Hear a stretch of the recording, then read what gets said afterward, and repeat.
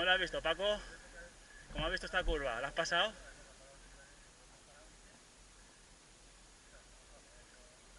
Paco, ¿la has bajado tú esta curva?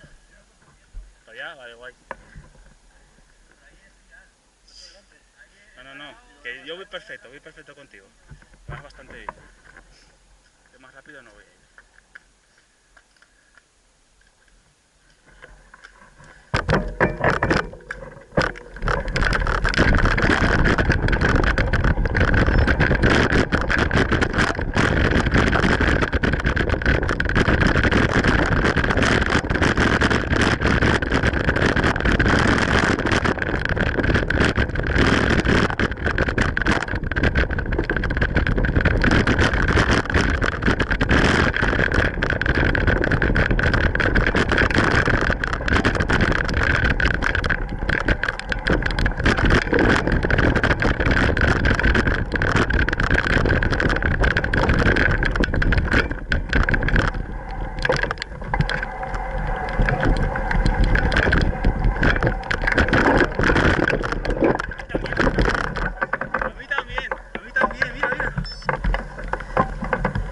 Hostia, que tiene peligro, ¿eh?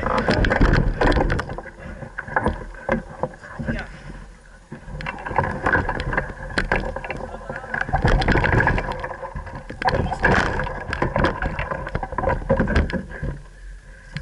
Es un peligro ya.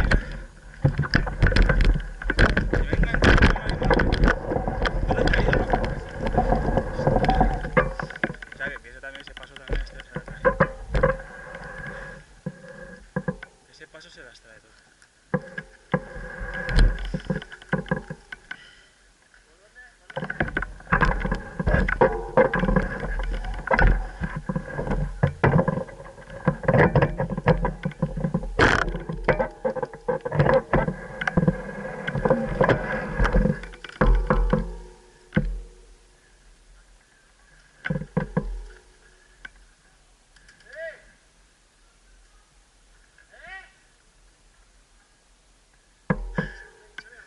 Y a mí, pero es que yo pensaba que pasaba de puta madre. Y cuando me he dado cuenta de hacer...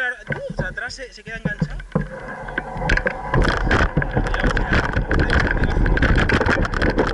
Es que eso es impracticable.